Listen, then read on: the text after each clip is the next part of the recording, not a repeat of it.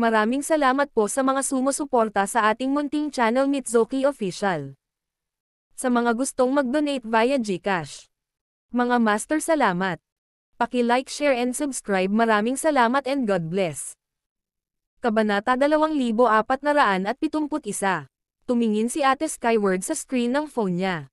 Ito ay naging isang mensahe mula sa administrator ng Switch TV, na nagsasabi na ipipin nila ang kanyang livestream at ang unilateral na desisyon ni Michelle na ihinto ang broadcast ay labis na nagalit sa kanila. Ito ay dahil ang mga mapagkukunan na ibinuhos nila upang i-promote siya bilang nangungunang anchor sa Switch TV ay tila walang kabuluhan.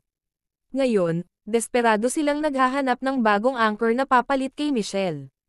Kaya naman, ipinaalam sa kanya ng administrator sa mensahe na ang trono ng Switch TV para sa nangungunang anchorwoman ay magiging kanya hanggat gumawa siya ng magandang trabaho sa livestream ng panahong ito. Halos mapasigaw si Ate Skyward matapos makita ang ganoong mensahe. Gustong-gusto niyang yakapin si Von sa tabi niya at sirain ito. Nagtrabaho pa siya ng sabay-sabay. Ang paligid sa paligid ng Rockefeller Manor ay katumbas na ngayon ng isang sakuna. Ang isang casual na stomp mula sa puting lobo ay maaaring year-okan ang isang mataas na gusali, ano pa ang mga kotse. Dose-dose ng mga sasakyan ang sabay-sabay na sumabog sa ilalim ng napakalaking stomp. Isa itong eksenang hindi naiiba sa Armageddon. Hindi mabilang na mga sasakyan at tao ang galit na lumikas sa lugar. Si Von, gayunpaman, ay sumalungat sa agos, na nagmaneho kay Sister Skyward sa mga backlane bago makarating sa Rockefeller Manor. Ang lahat ay nakatakas, at wala ng ibang tao sa lugar na ito. Si Sister Skyward, sa kabilang banda, ay kailangang magsikap para sa kapakanan ng network traffic at kasikatan. Tila dumarami ang kanyang mga tagahanga sa isang hindi kapani-paniwalang bilis bawat segundo, lalo na nang tingnan niya ang bilang ng mga manonood ngayon. 100,000, 1,000,000, 10,000,000, umabot pa ito ng daan-daang milyon. Hindi napigilan ni Sister Skyward. Pakiramdam niya ay nagtagumpay siya. Matagumpay niyang nakuha ang posisyon ni Michelle, ang maliit na demonyo. Kung hindi dahil sa windfall, hindi sana na-spam ng 3 milyong virtual na item ang kanyang channel. Nakita niya ang ilang taong nag-uusap. Hindi ba ito ang Rockefeller Manor? Ang bahay ng nakatatandang kapatid ni Michelle. Diyos ko, nandito ang malaking lobo na ito para pahirapan ang nakatatandang kapatid ni Michelle. Hindi ito maaaring ang banal na sugo mula sa sagradong gininto ang bundok, tama ba? May natuklasan na ang Sinister Spirit ay nag-anunsyo online na ang banal na sugo ng sagradong gininto ang bundok ay pumunta upang patayin si Alex Rockefeller. Mukhang hindi siya nagsisinungaling this time. Ha? Sino yan? Sister Skyward, mangyaring lumapit at ituro ang kamera sa pasukan ng Rockefeller Manor. Ang babaeng iyon, hindi ba si Michelle? Nakasakay si Michelle sa baboy. F***, gusto kong gawing baboy ang sarili ko. Hindi. Nakita niyo ba yon? Si Michelle ay may hawak na cellphone at parang nag-livestream din, pero saan siya nag-stream? Napakalapit nito, kaya tiyak na napakalinaw. Ito ang unang eksena. Hindi niya ito na i-broadcast sa Switch TV. Tiningnan ko ito. Hindi niya ginawa. Nakita ni Sister Skyward ang nilalaman ng chat sa channel at may nadiskubring mali habang lumalabas sa paksa ang talakayan. Paano magagawa ng mga lalaking ito? Tinatalakay ang isa pang streamer sa aking channel. Nako, hindi lang nila siya tinatalakay, ngunit hinahanap nila siya. Maya-maya, may lumabas na message sa channel. Nag-post si Michelle sa Instagram. Hindi siya pinayagan ng Switch TV na mag-broadcast ng content na nauugnay sa conglomerate. Kaya naman, umalis siya sa Switch TV at kumuha ng live streaming platform na tinatawag na Mitchell's Livestream. Ang address ay nasa ilalim ng kanyang Instagram post. I-click ito para ma-access ang kanyang channel. Nakaka-excite ang eksena. Kukunin ko ang aking bakasyon ngayon. Bye. Pagkatapos, natuklasan ni Sister Skyward na bumagsak ang bilang ng mga manunood sa kanyang channel. Sa sandaling ito, maging ang mga technician at management personnel ng Switch TV na sumusunod sa channel ni Sister Skyward ay hindi nakapag-react ng ilang sandali. Paano nangyari ang ganoong bagay? Bukod dito, ang mensaheng ito ay hindi lang lumabas sa live streaming channel ni Sister Skyward. Ang mga dating tagahanga ni Michelle sa ilang iba pang mga channel ay nag-agawan din upang ihatid ang mensahe. Sa loob ng ilang minuto, Mabilis na bumaba ang bilang ng mga manonood sa Switch TV. Hindi na kinaya ni Ate Skyward. Nang makita ang malaking lobo na 5 o 600 metro ang layo, nasabi niya sa sarili, kung kaya ni Michelle Yaul, kakayanin ko rin. Pagkatapos sumigaw sa kanyang channel, tumakbo siya patungo sa puting lobo na telepono sa kamay. Anuman ang mga manonood na nananatili sa kanyang channel ay humanga sa kanyang katapangan. Ang puting lobo sa unahan, gayunpaman, ay nagpakawala ng dagandong. Ang soundwave ay humampas sa lugar na parang isang napakalaking tsunami. Dahil hindi napigilan ni Sister Skyward ang pagkabigla, at bumagsak sa lupa. Nakatutok mismo sa lupa ang camera ng cellphone. Ang screen ay madilim na ngayon at walang nakikita. Kabanata 2472. Hoy, Sister Skyward, gising na, gising na. Huwag kang matulog, okay? Gising na. Bilisan mo at ipakita sa amin ang livestream.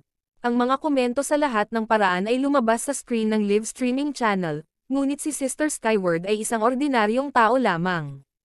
Ang galit na dagandong ng demonyong lobo ay parang kumukulog, at napakalapit niya rito. Mabuti na lang at hindi siya namatay sa gulat, kaya paano pa siya nakabangon? Hindi nagtagal, sunod-sunod na umalis ang mga tao sa live streaming channel. Pumunta sila sa bagong nabuong live streaming platform ni Michelle. Isang kamangha-manghang eksena ang lumitaw sa pag-click sa buksan ang address.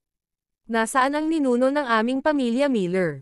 Nasaan ang prinsesa ng aming pamilyang Miller, si Josephine Miller? Ano ang ginawa mo sa kanila? Ibigay mo sila ngayon din. Kung hindi, kayong lahat sa pamilyang Rockefeller ay mamamatay ngayon. Ang live streaming na eksena ay napakalinaw, at maging ang tunog ay malinaw.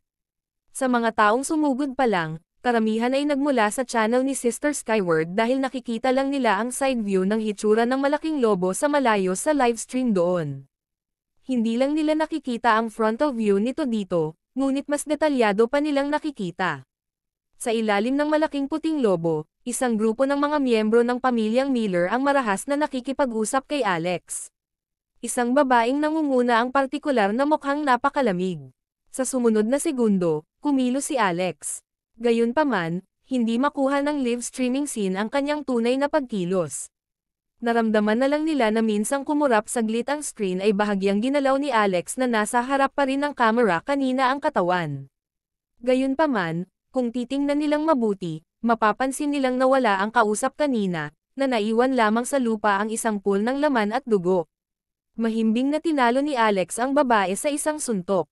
Napabuntong hininga ang mga miyembro ng pamilya Miller. How dare you, kontrabida? How dare you act so recklessly before the Divine Envoy? Lord Divine Envoy, pakipatay ang kontrabida na ito ngayon din.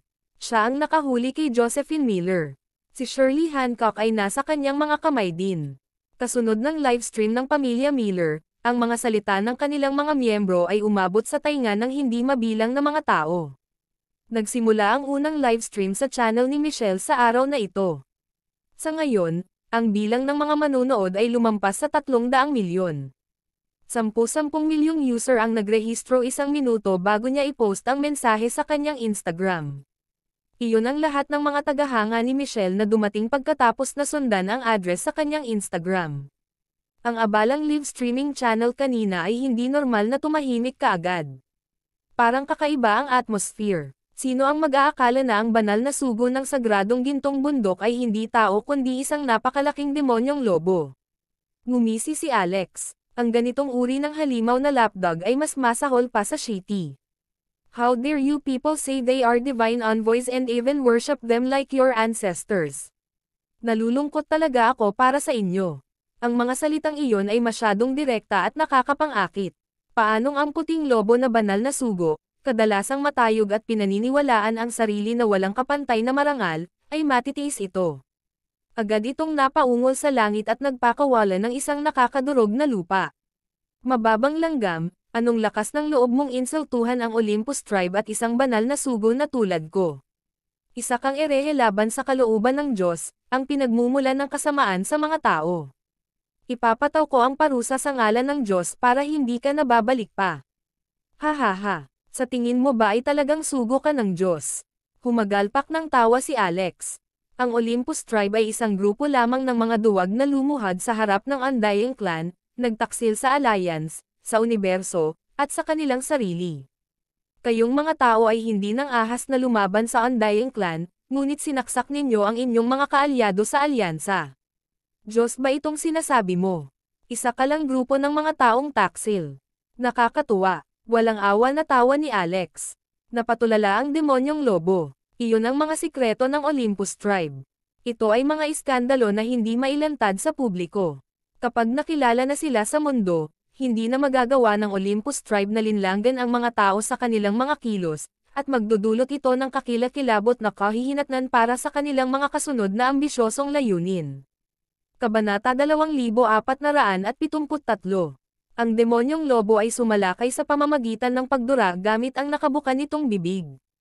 Nagdure ito ng sinag ng puting liwanag, at parang isang mahabang lumilipad na espada, pinuntirya si Michelle na pugutan siya ng ulo.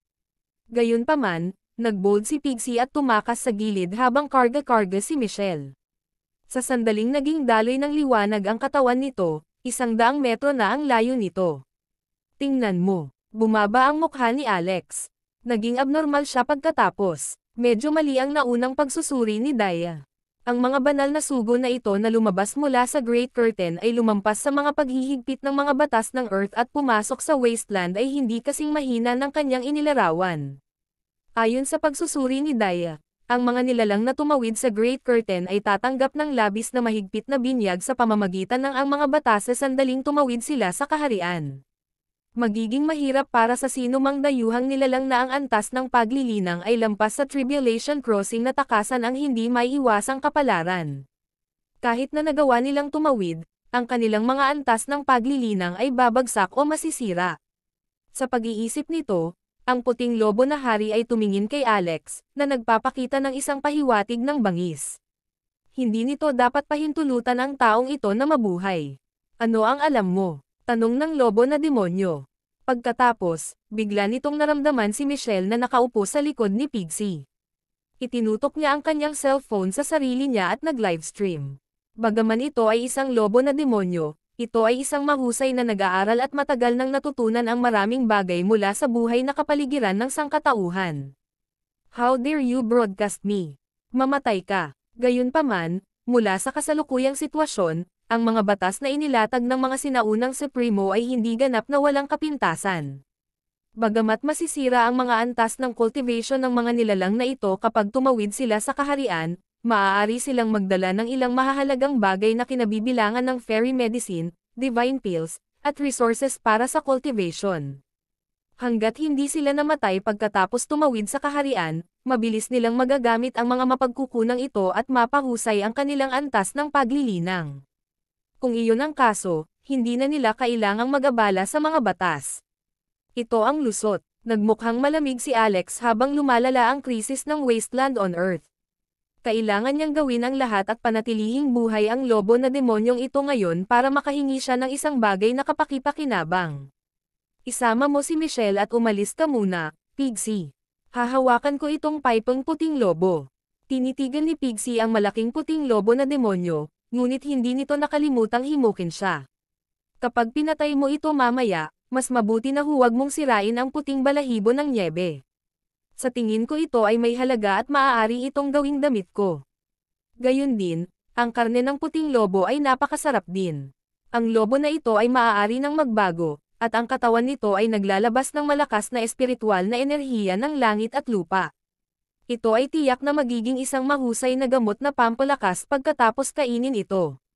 Tandaan, mag-iwan ka ng paa para sa akin. Sabi ni Pixie habang umaawang ang bibig nito. Ang mga taong nanonood sa livestream ni Michelle ay natulala. Isa na itong pagpapala na maging isang nagsasalitang baboy, ngunit hinanggad pa rin nito ang balahibo ng lobo na demonyo at nagbanta pa na kakainin ang binti nito. Gaano pa kaya ang yabang nito? Dagandong. Anggal ang demonyong lobo. Sa sobrang galit nito ay tumindig ang puting balahibo nito, na nagpakawala ng matinding pamimilit sa pag-iisip sa buong lugar. Sa sandaling ibuka ni Alex ang kanyang bibig, isang Buddhist chant ang sumugod. Isang simbolo ng swastika. Ang kakaibang simbolo na ito ng Budismo ay kumikinang na may gintong liwanag at agad na naging solidong anyo pagkatapos sumugod palabas. Bigla itong bumangga sa demonyong lobo. Kasabay nito, biglang bumangon sa likuran niya ang phantasm ng isang gintong Buddha. Ang isa ay nahati sa dalawa, dalawa sa apat, at apat ay nahahati sa 16. May kabuuang 16 na gininto ang Buddha phantasms ang biglang umakyat sa kalangitan at pinalibutan ang puting lobo na demonyo. Pagkatapos ay nagpakawala sila ng isang serye ng kahangahangang pag-awit ng Budista sa hangin at bumuo ng mas maraming sound wave sa anyo ng isang, na kumukulong sa puting lobo na demonyo na parang sila ay isang pinagtagpi-tagping lambat o isang hola. Nagkagulo ang livestream. Nahuli niya. Ang galing talaga ng kuya ni Michelle. Mukhang gumagamit ng cultivation technique ng Buddhism ang matanda ni Michelle, tama ba? Siya ba ay isang monghe? Hindi pwede. Wala pa akong anak para sa kuya ni Michelle. Noon ay tumawa ng malakas ang demonyong lobo. How dare you stop me with such a petty skill? Bas again. Boom. Agad na nabasag ang gintong hola ng mga Buddhist chants. Ikanaway ng demonyong lobo ang malaking kamay nito at agad na natalo ang kalahati ng mga gintong Buddha. Kabanata 2474. Fuck. Napakalakas nito. Natigilan ang mga nakasaksi sa eksenang ito. Ang mga taong iyon, lalo na sa live streaming channel ni Michelle, ay tulala. Ang diskarteng ipinakita ni Alex ay sapat na nakakagulat dahil agad niyang naipakita ang 16 na gintong Buddha at binalot ang demonyong lobo ng hindi mabilang na mga simbolo ng na pinipigilan ito sa lupa. Hindi nila inaasahan na ito ay makakawala ng madali, na nagpatuloy upang talunin ang kalahati ng mga phantasms ni Alex bilang kapalit. Maging si Alex ay bahagyang nabigla. Ang lalo pang ikinagulat niya ay pinaliit ng demonyong lobo ang katawan nito sa taas na 10 metro, at may lumitaw na puting gulong sa paligid ng katawan nito, dahan-daang umiikot dito. Ano ito? Hindi ito maaaring, ang walang kamatayang gulong ng buhay, tama ba? Napatulala si Alex. Ang pagtuklas na ito ay nagdulot sa kanya ng pagkagulat. Hindi ito dahil sa lakas ng demonyong lobo, ngunit hindi ito dapat magkaroon ng ganoong antas ng paglilinang. Mistikong dalaga, sis Mystic Maiden, lumabas ka dali at tingnan ang hula hoop. Ano ba kasing tinawagan mo? Iniistorbo mo ang tulog ko. Ang Mystic Maiden of the Nine Heavens, na inilabas ang kalahati ng kanyang ulo sa palasyo ng isip, ay nakita ang lobo na demonyo sa kanyang harapan at ang gulong ng buhay dito. Anong hula hoop? Ang bilog na gulong ba na nasa ibabaw nito ay ang Immortal Wheel of Life? Nagmamadaling tanong ni Alex. Tama iyan. Tumango ang Mystic Maiden matapos itong tingnan. Gayunpaman, may mali sa gulong na ito ng buhay. Mukha itong masyadong mahina at medyo mapatla. Napakababa ng antas nito na hindi pa nito naabot ang pamantayan. Sabi ni Alex. Pero, sigurado ka na ito ang Immortal Wheel of Life, tama ba? Umamin ang Mystic Maiden at sinabing oo. Nakangiting sabi ni Alex, kung ganoon, dumating na talaga ang panahon. Ang espiritual na enerhiya ng langit at lupa ay nakabawi, samantalang ang makalangit na mga batas at damdamin ay lahat ay bumabawi. Kung hindi, ang antas ng paglilinang nito ay bababa kapag tumawid ito sa kaharian, at imposibleng magkaroon ng Immortal Wheel of Life. Ngunit, nagtataka ako kung paano nito nagawang makamit ang immortalisasyon. Sabi ng Mystic Maiden, hindi ba natin malalaman kung kukunan natin ito at tatanungin natin iyon?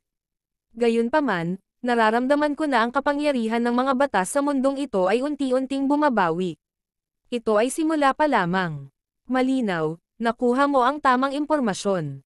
Isang tao noong unang panahon ay gumawa ng isang mahusay na pagsasaayos sa mundong ito upang ang wasteland ay hindi masira, ngunit ito ay ang pagbaliktad ng lahat ng mga panimulang punto at pag-asa. Nakuha ni Alex ang lahat dahil ito ang pinakamagandang balita.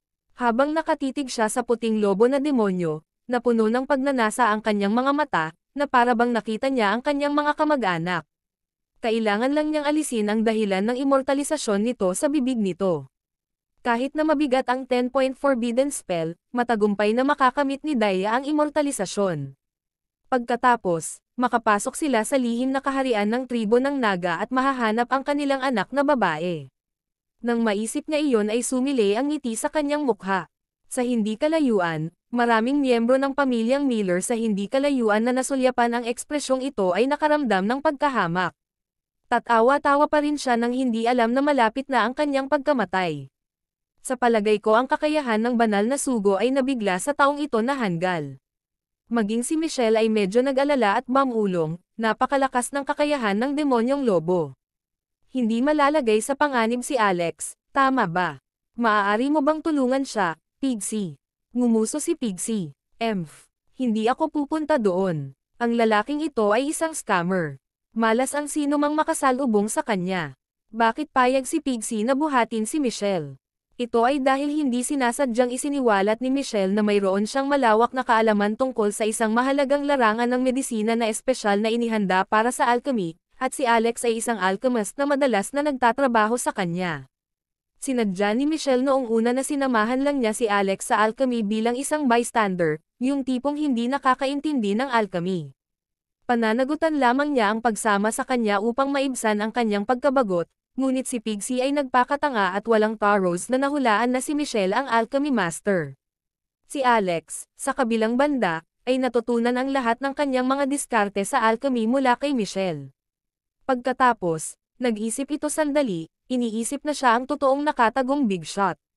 Partikular din itong tinugunan ang panlasa nito sa pamamagitan ng bahagyang pag-unawa sa mga livestream na ginagampanan ni Michelle, nalaman lamang na mayroon siyang napakaraming sumusunod na bilyon-bilyon, at patuloy nilang binibigyan siya ng pera para gastusin ng walang dahilan. Sa mga mata nito, siguradong gustong hilingin ng mga taong iyon kay Michelle ang mga table tasks. Kung hindi, bakit sila magiging ganoon? Kaya naman, determinado siyang sumuko kay Alex, ang alchemy apprentice, at sumakay sa coattails ni Michelle, ang alchemy master. Nagsombrero pa ito para maging bundok ni Michelle nang walang pag-aalinlangan. Gayunpaman, kung malalaman na hindi alam ni Michelle ang alchemy balang araw, malamang na nahimatay na ito. Sa sandaling ito, narinig ni Michelle ang mga salita ni Pixie at sinabing, "Tingnan mo itong nagtatampo mong mukha. Nascam ka siguro." Agad namang sumagot si Pixie, "Tama. Marami na siyang nascam sa akin na mga spiritual herbs. Lahat sila ay rasyon para sa akin, ang matandang baboy." Umiling si Michelle. Kung tuwirang ubusin mo ang mga espiritual na halamang gamot, hindi ba mawawala ang mga ito? Ang mga epekto ay magiging mas mahusay kung i-extract mo ang mga ito, pagkatapos ay isama ang mga ito sa mga table task bago kainin ang mga ito. Ang epekto ng isang tableta ay maaaring katumbas ng 12 ng iyong espiritual na mga halamang gamot. Kinilig si Pixie nang marinig ito na isang tableta na katumbas ng 12 ng espiritual na damo. Kabanata 2475. Ito ay napakahusay na ratio. Gaya ng inaasahan, ito ay isang pahayag na tanging ang alchemy master lang ang gagawa.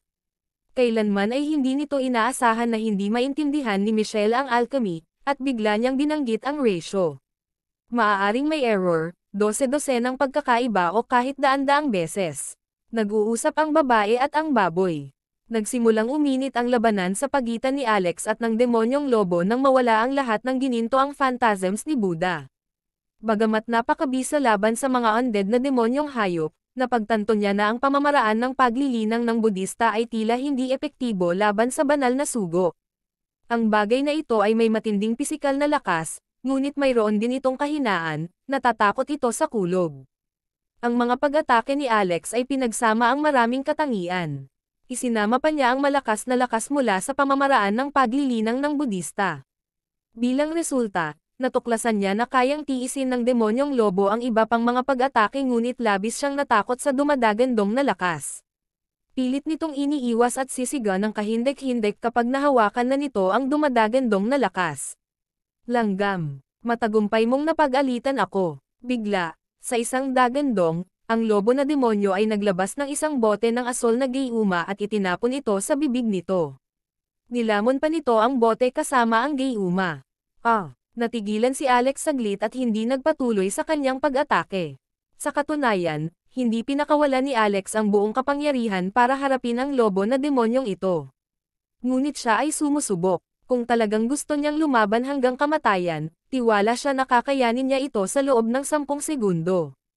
Pagkatapos ng lahat, ito ay hindi tulad ng hindi niya pinatay ang mga immortal, hindi banggitin na siya ang pumatay sa dalawang immortal mula sa Peacock Tribe at kinain pa sila. Ang lakas ng lalaking ito ay mas mababa sa lakas ng Peacock Tribe. Gusto lang niyang maunawaan ng kaunti pa ang sistema ng pakikipaglaban ng Olympus Tribe. Nakita niya na pagkatapos kainin ng demonyong lobo ang potion, mabilis na tumubo ang buhok sa katawan nito. Ang immortal na gulong ng buhay na nakapalibot dito ay patuloy na tumitibay, ang aura nito ay patuloy na tumataas, at ang mga mata nito ay nagliliyab na may nakakapasong pulang kinang. Ito ba, Berserk Potion? Tahimik na tiningnan ito ni Alex nang walang patid. Sa kabilang banda, ang mga manunood ni Michelle sa kanyang livestream channel ay nanginginig sa nakita at desperadong binaha ang screen ng mga komento. Bilisan mo at gumawa ng isang bagay. Huwag hintayin na maibalik nito ang kalusugan. Patayin mo na lang agad. Ang nakatatandang kapatid ni Michelle, ano pa ang hinihintay mo? Michelle, hilingin sa iyong kuya na kumilos ngayon, Michelle. Nako, sabik na sabik ako. Hindi ba ito isang template para sa paghuhukay ng iyong sariling libingan sa isang serye sa TV? Huwag hayaang samantalahin ng kabilang partido ang pagkakataon. Ang mga tagahanga ni Michelle ay nabalisa. Gayunpaman, hindi niya namalayan na naakit na ng lobo na demonyong iyon ang lahat ng kanyang atensyon. Ito ay dahil ito ay isang napakabihirang tanawin. Hindi lamang pinalaki ng demonyong lobo ang katawan nito, ngunit ang mga nakakatakot na buto ay tumubo pa sa likod nito. Ang mga mata ng lobo na demonyo ay kumikinang habang nakatitig ito kay Alex at sinabing, kung hindi pa nasira ang antas ng paglilinang ko noong tumawid ako sa kaharian, nagawa kong pumatay ng isang langgam na tulad mo sa pamamagitan ng aking dumura. Gayunpaman, pinilit mo akong gamitin ang mahalagang potion na ito. Dapat mong ipagmalaki ang iyong sarili. Ngayon, mamatay ka na lang. Isang aparisyon ang nagpakita sa likod nito, ito ay isang daang talampakan ang taas na ninuno ng lobo. Isang smack ang tumama, ang lahat ng mga mata ay nakatuon sa eksena, at ang karamihan ay tumahimik. Maging ang puso ng mga tao sa Rockefeller Manor ay nabigla sa nakita. Samantala, bahagyang nagbago ang ekspresyon ni Alex. Bigla niyang pinadyak ang paa sa lupa, binalot ng kidlat ang katawan bago ito marahas na harangin. Wham! Ang suntok ay agad na tumagos sa matayog na demonyong lobo. Kabanata 2476. Paano ito posible? Talagang nabutas ang Divine Envoy. Hindi ako makapaniwala. Ang kasalukuyang mga Divine Envoy ay makapangyarihang mga immortal na demonyo. Ang kanilang kapangyarihan ay higit sa karamihan ng mga Panginoon na immortal. Kaya paano siya natalo ng Rockefeller guy na iyon? Anong mga pakulo ang hinayla niya? Napahiyaw ang mga Miller, nanlaki ang mga mata, hindi makapaniwala sa kanilang nasasaksihan. Masyadong hindi inaasahan ang resultang ito. Dinala nila ang Divine Envoy para kunin ang buhay ni Alex, ngunit nasugatan ang Divine Envoy dahil dito. Ginoo, Divine Envoy, ikaw ba? Okay. Isang matanda sa pamilyang Miller ang tumingin sa demonyong lobo, na tila nag-aalala. Arg! Ang lobo na demonyo ay umungol, ngunit ang kanyang boses ay biglang naputol pagkatapos niyang ibuka ang kanyang bibig. Dahil sa kanyang galit na mga alulong, dumaloy ang malaking halaga ng dugo mula sa butas sa kanyang tiyan. Sa kabila ng pag-inom na ng asol na gamot para maging isang demonyong immortal, napakabigat pa rin para sa kanya ang naturang pinsala. Ang lahat ng kanyang mga organo ng lobo ay napinsala ng husto sa puntong ito. Higit sa lahat, nasa matinding panganib pa rin siya. Sa kabilang banda, ang chat ng livestream ni Michelle ay labis na pinasigla. Maraming mga donasyon ang nagsimulang mag-pop up sa screen. Napakalakas ng kapatid ni Michelle. Divine Envoy my ass. Lahat sila mahina lang. Michelle, maaari mo bang tanungin ang iyong kapatid kung kumukuha siya ng mga disipulo? Michelle, pwede mo bang tanungin ang kapatid mo kung gusto niya ng bagong babae? Isang batang babae na gustong magkaanak ng kanyang mga anak. Tila lumiliko ang mga mesa. Nakahinga ng maluwag si Michelle at tinapik ang likod ni Pixie. Pixie, kaya mo ba ang Millers? Talunin ang mga taksil na ito sa lupa. Naiinis sila sa akin. Paano sila makikipagtulungan sa Olympus Tribe para labanan ang sarili nilang uri? Iyan ay isang bagong mababang. Upang mapabilib si Michelle, agad na sumugod si Pixie sa pamilya Miller. Ang pamilyang Miller na dumating ay hindi Panginoon, dahil ang lahat ng kanilang makapangyarihang miyembro ay nahuli ni Alex. Ilang saglit lang ay natalo na ni Pixie ang buong pamilya. Wala ni isa sa kanila ang makatayo. Hindi pinansin ni Alex si Pixie at sinuntok ng ilang beses ang demonyong lobo kaya napasigaw ito sa sakit. Noong una, akala niya ay makakaligtas siya rito, iniisip na posible ang naunang pag-atake ni Alex dahil matagal na niyang itinago ang kanyang kapangyarihan. Pagkatapos, sa pag-aakalang hindi na muling makakaatake si Alex ng ganoong kapangyarihan, naisip ng lobo na demonyo na makakatakas siya. Sa ilang saglit lang, napagtanto niya na wala siyang pagkakataon laban kay Alex. Na hindi man lang ginamit ng taong ito ang kanyang buong kapangyarihan. Pinaglalaroan niya ako na parang laruan lang ako. Ngunit ngayon, ang bawat suntok ni Alex ay parang kasing bigat ng mga malalaking bato, na ipinare sa napakalaking kapangyarihan ng batas. Mas mabangis pa siya kaysa kapag nasa buong kapangyarihan ko. Fuck, saan ba nanggaling ang malupit na taong ito? Di ba sabi nila walang immortal sa Wastelands? Sino ang nagsabi nito? Nagsisinungaling ba sila? Sa pamamagitan nito, ang demonyong lobo ay binugbog sa kanyang orihinal na anyo. Lahat ng bone spurs niya ay lumiit din. Gayunpaman, ang kanyang orihinal na anyo ay medyo malaki pa rin. Ang bangkay ng lobo na demonyo ay umaabot ng mahigit 100 metro, na nakahandusay sa lupa. Talagang nakakatakot ang hitsura nito. Bagamat hindi maliit ang Rockefeller Manor, kailangan pa rin nilang ilipat ang mga gusali kung kalagkarin nila ang malaking taong ito. Pagkatapos ay nag-set up si Alex ng soundproof formation sa paligid nila at nagtanong, tumawid kayo sa mga kaharian gamit ang libingan sa Mount Oro, kaya ang antas ng iyong paglilinang ay dapat na nabawasan sa Tribulation Crossing. Paano ka nakabalik sa immortalization sa napakaikling panahon? Malamig na tumawa ang demonyong lobo. Sa tingin mo ba talaga sasabihin ko sa'yo? Tumanggaw si Alex. Gagawin mo. Maaari mong subukan. Sige na. Ipinatawag ni Alex ang isang espada sa kanyang kamay, ang Sword of Universe of the Dragon's Bane of 36. Ito ay orihinal na isang kayamanan ng pamilyang Rockefeller, ngunit ito ay tila hangina at hangina pagkatapos mangolekta si Alex ng higit pang mga kayamanan sa kanyang paglalakbay. Ang pangunahing dahilan nito ay dahil hindi pa niya tinitingnan ang pagbuo ng mga blueprint ng natitirang 32 espada. Kabanata 2477. Patayin mo ako sa lahat ng gusto mo. Hindi ko man lang titigan. Malamig na umungol ang demonyong lobo, tila hindi natatakot. Hiwain. Inalis ni Alex ang kanyang espada at pinutol ang isang malaking paa nito. Agad na bumuhos ang dugo mula sa uod. Ew. Matigas ang demonyong lobo, ngunit nanginginig pa rin siya sa sakit ng pagkaputol ng isang paa niya. Sinubukan niyang makawala, ngunit agad siyang pinigilan ni Alex. Inipit ni Alex ang demonyong lobo sa lupa gamit ang 10 o higit pang mga espada, na binasa ang sahig ng dugo ng lobo. Gayunpaman, ginamit ni Alex ang banal na kapangyarihan ni Zarvako, na nagpatigil sa pagdurugo. Ito, nakahiga ang demonyong lobo sa lupa. Ni hindi niya kayang tapusin ang sarili niyang buhay. Ang tanging magagawa na lang niya ay maghintay na matukoy ang kanyang kapalaran. Bukod dito, napansin niya si Alex na naglalabas ng barbecue grill, sinindihan ito, at sinimulan niyang litsyon ang binti ng lobo. Yun ang brutal. Buhay pa ako. Pagkatapos ng pagsasanay sa paraan ng paghinga, nagiging mas interesado ako sa pagpapakain ng dugo. Napabuntong hininga si Alex. Hindi ako magiging adik. Tama.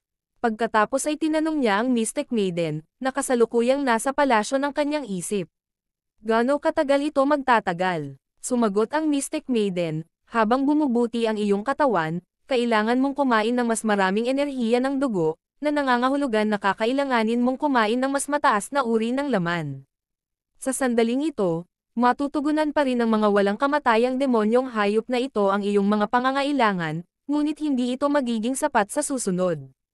Kailangan mong makahanap ng mas mataas na ranggo na mga hayop.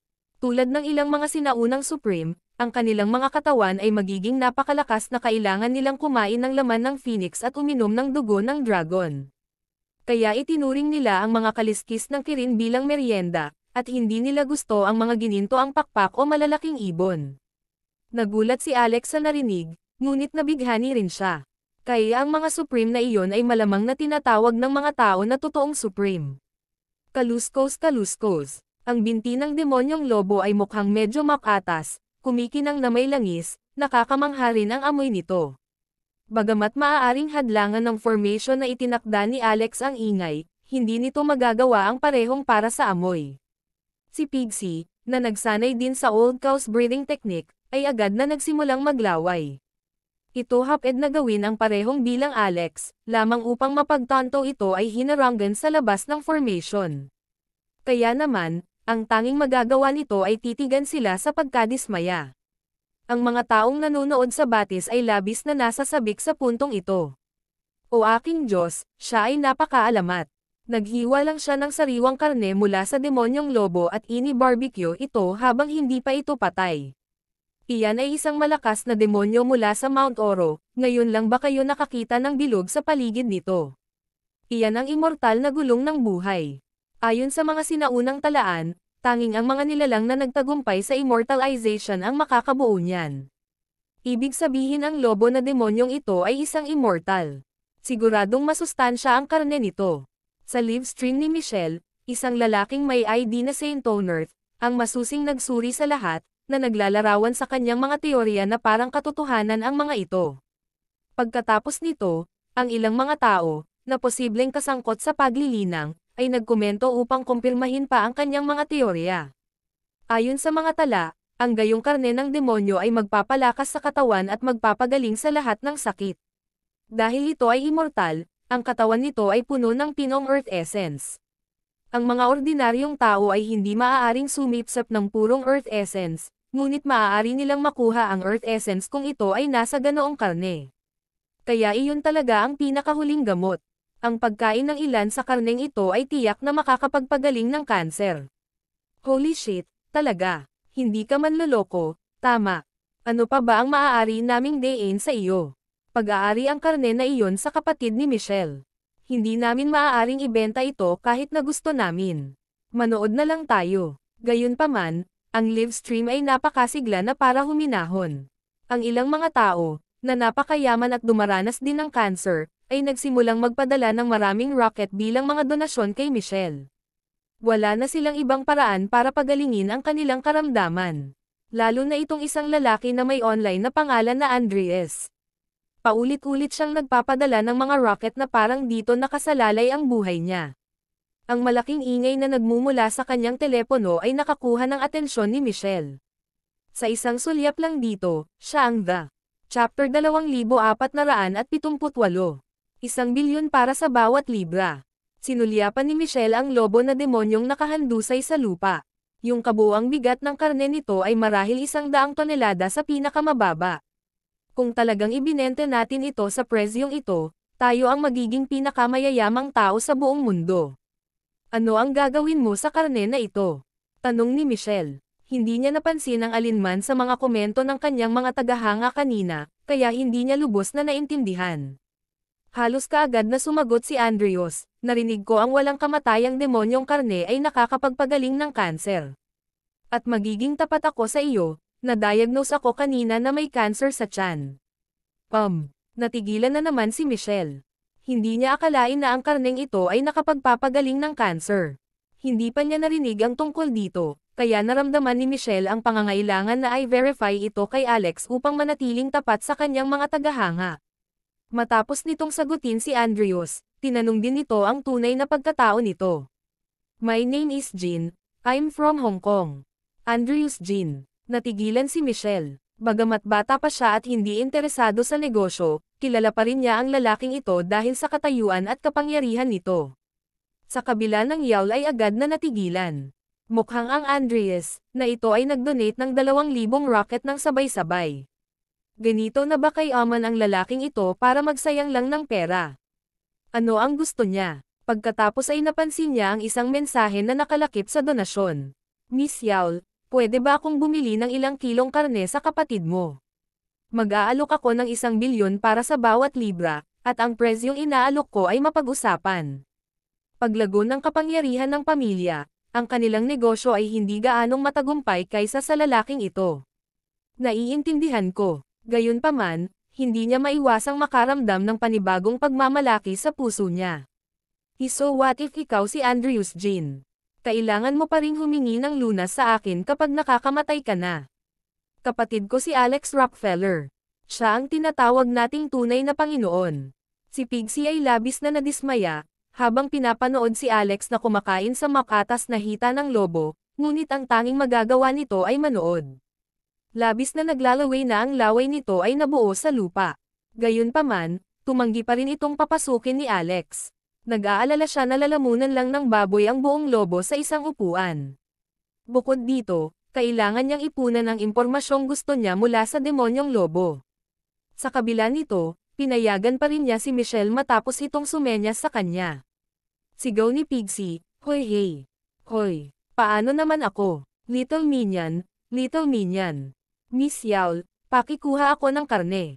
Gusto kong magkaroon." Kahit anong sigaw nito, wala itong natanggap na tugon. Walang narinig si Michelle mula sa labas ng formation pagkapasok. Ito ay ganap na soundproof pagkatapos ng lahat. Tatandaan ko yan, Little Minion. Si Miss Yawl talaga ang master ng Little Minion. Bakit pa siya magiging masunurin sa utos nito? Siya ay isang matipid na punk kung tutuusin. Pagkatapos ay sinabi ni Michelle kay Alex ang tungkol sa kahilingan ni Andrews, na naging sanhi ng pag-freeze niya ng kaunti.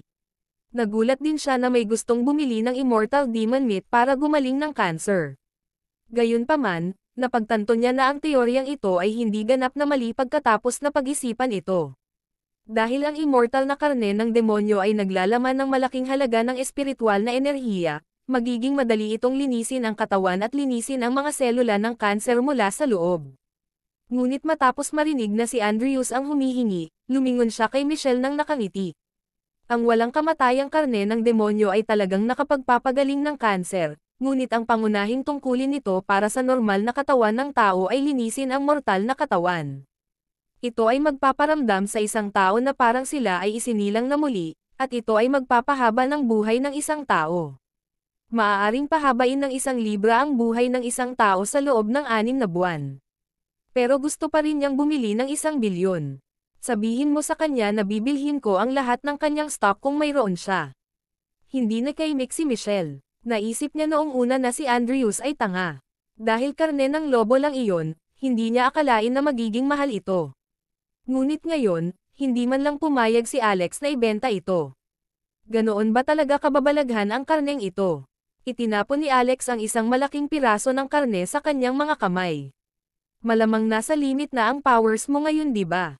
Masyado kang nag-live streaming kaya sinasayang mo ang iyong kapangyarihan. Tingnan mo lang ang mga tao sa paligid mo. Ang ranggo ng cultivation ng bawat isa ay mas mataas kaysa sa iyo.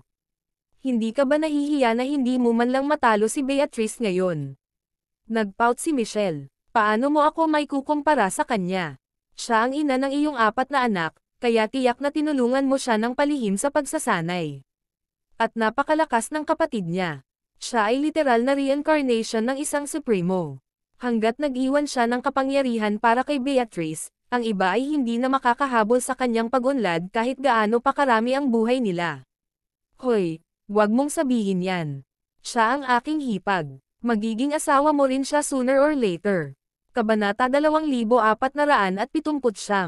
Hawak-hawak pa rin ni Michelle ang kanyang telepono, at hindi pa niya tinatapos ang live stream. Kaya't ang impormasyong ito ay nagparamdam sa lahat ng nanonood ng live stream na nabalisa. Yung kapatid ni Michelle, may mga anak na, 4 sila.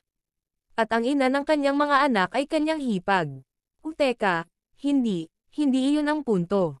Higit sa lahat, ang walang kamatayang karne ng demonyo ay lubhang kapakipakinabang na maaari nitong pahabain ang buhay ng isang tao. Ang pagkonsumo ng 1 libra nito ay maaaring pahabain ang buhay ng isang tao sa loob ng 6 na buwan, kaya ang pagkain ng 10 libra ay magpapahaba ng 5 taon. Zana, mahawakan ko yan. Muling na-hype ang live stream ni Michelle dahil maraming donasyon ang bumaha sa screen, na naging sanhi ng mabilis na pagtunog ng mga notification sa telepono. Noon lang napagtanto ni Michelle na tuloy pa rin ang stream niya. Pagkatapos, pagbukas ng screen ng kanyang telepono, laking gulat niya nang makitang maraming tao ang nagmamadaling bumili ng karne. Ang pinaka nakakaloka ay ang mensahe ni Andrews. Miss Yawl, pinag-uusapan ko ang tungkol sa mga dinar dito, 1 bilyong euro para sa 1 libra ng karne. Ang live stream chat ay napuno din ng mga interesadong mamimili. Ibinalita ito ni Michelle kay Alex, napangiti siya ng mahina. Bagamat marami silang inaalok, medyo matagal na siyang hindi interesado sa pera. Makikita natin. Hindi naman kami kulang sa pera. Ang pinakamahalagang bagay sa ating kasalukuyang mundo ay marahil ang pera. Kumain ka muna ng karne. Maaaring malagpasan mo ang iyong limitasyon pagkatapos kumain. Pagkatapos, kailangan mo lamang natawirin ang kapigatian. Nandito ako para bantayan ka, kaya huwag kang mag-alala. Ginawa naman agad ni Michelle ang sinabi niya at tinutukan ang inihaw na karne. Ay nako, natutunaw sa bibig ko. Napakasarap nito. Mabango din, parang baka. Ngunit mayroong isang sariwang halimuyak ng ilang uri ng damo. Ramdam ko ang enerhiyang dumadaloy sa aking katawan. Napakasarap sa pakiramdam. Alex, hindi naman ganoon kalaki ang gana ko, diba? Pero bakit hindi ako busog kahit ganito karami ang kinakain ko? Hindi naman ako tataba dito, diba? Si Michelle ay kumakain habang live streaming sa buong oras, na ginawa sa kanya na para siyang kumakain ng broadcaster. Gayunpaman, ang isang normal na eating broadcaster ay kumakain ng ordinaryong pagkain, ngunit kumakain siya ng karne ng isang immortal na demonyo, na nabubuhay pa. Talagang ipinakita nito ang pagkakaiba sa pagitan niya at ng pamantayan. Nakatingin lang ang mga manunood habang siya ay kumakain, lumulunok sa sobrang inggit. Mahinahong sinabi ni Alex, ang klase ng lobo na demonyong ito ay hindi ganoon kataas, ngunit ito ay isang nilalang na nakamit ang immortalization. Dahil hindi ito kabilang sa mortal na kaharian na ito, ang laman nito ay dalisay na at napuno ng purong enerhiya ng dugo. Kaya ito ay nagiging enerhiya sa sandaling ubusin mo ito, hindi rin ito mananatili sa tiyan, lalo na't maging taba. Kumain ka pa. Sa tingin ko malapit ka na. Hindi ako sasali maliban kung nakasalalay ang iyong buhay. Pero wag kang mag-alala, nandito lang ako para sayo. Pumunta ka na lang sa tribulation. Ayaw makisali ni Alex dahil nagsalita siya mula sa kanyang sariling karanasan mula noong kanyang kidlat na kapigatian. Nang gamitin niya ang 10-point forbidden spell para harangan ito, nawalan siya ng pagkakataon na magbago pa, sa kabila ng hindi pagtawid sa kapigatian. Hindi ito magiging kapaki-pakinabang sa sarili. Kaya naman, pinakamabuting tawirin ang kapigatian ng mag-isa. Gayunpaman, ang mga salitang ito ay lubos na nakatitiyak kay Michelle. Medyo naninibugho ang ilang mga cultivator na nanunood ng live stream nang marinig ang sinabi ni Alex. Whoosh! Agad na naging maulap ang langit sa isang iglap. Bahagyang kinabahan si Michelle dahil hindi mataas ang kanyang cultivation level. Nakamit niya lamang ang Divine Transcendence, kaya ito ang unang pagkakataon na kailangan niyang tumawid sa isang kapigatian pagkatapos maabot ang core formation. Alex, tatamaan kaya ako ng kidlat sa ulo. Hindi ako magkakaroon ng concussion, tama. Huwag kang mag-alala. Ang anumang pinsala ay maaaring gumaling hanggat ikaw ay nabubuhay pa. Kasama ang dimensya. Inalo siya ni Alex, na hindi siya makapagsalita. Nang makitang nanghihina ang kanyang mga binti, nawalan ng magawa si Alex at binato siya ng gintong kalasag. Kung talagang takot ka, magtago ka na lang sa ilalim ng kalasag na ito. Kabanata 2480. Boom! Isang puting liwanag ang sumilay sa kalangitan, bahagyang dumapo sa kalasag sa itaas ng ulo ni Michelle ngunit naglabas ng malakas na ingay. Tinamaan din ng kidlat ang kanyang telepono, na nagdulot ng mga spark at usok sa paligid nito. Ang live stream ay natapos doon at pagkatapos, ngunit si Michelle ay hindi maaaring mag-alala tungkol doon ngayon. Ilang beses na siyang nakakita ng mga kapigatian. Ang mga kababaihan ng pamilyang Rockefeller ay kahit papaano ay madalas na dumarating sa kapigatian. Halimbawa, nalampasan na nina Waltz, Maya, Beatrice, at Brittany ang kanilang mga kapigatian.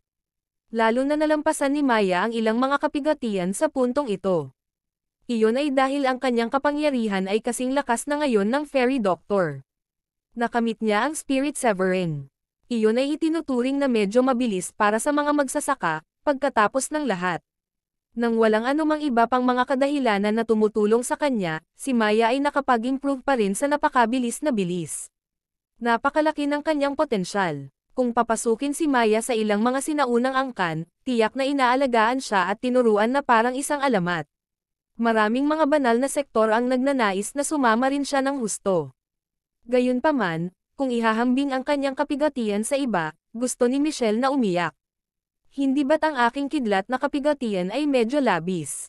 Bakit may sunog din? Hawak pa rin niya ang kalasag sa itaas ng kanyang ulo, pakiramdam niya ay mabibiyak ang kanyang mga braso. Bukod dito, ang metal ay conductive, kaya tila hindi ito nakatulong sa pagkuha ng ganoong kidlat. Alex, tulong. Ang kalasag na ito ay conductive. Walang kwenta. Sumigaw siya. Sinong may sabi? Tingnan mo na lang ang kidlat. Tumalbog ito sa kalasag. Wala nang natitira para sa iyo pa rin. Maghintay ka. It will pass soon enough, sabi ni Alex, pero lihim pa ring natatakot. Bakit ang isang core formation tribulation ay may kinalaman sa banal na apoy? Ano ang ginawa ni Michelle para karapat-dapat ito? Gayunpaman, naunawaan niya ang sitwasyon sa loob lamang ng ilang segundo. Ang lahat ay nasa isang bagay na inakala nilang makakatulong. Ang gininto ang kalasag ay maaaring malakas, ngunit dahil sa sobrang pagtatanggol nito, ang kapigatian ay naging mas malakas kaysa karaniwan.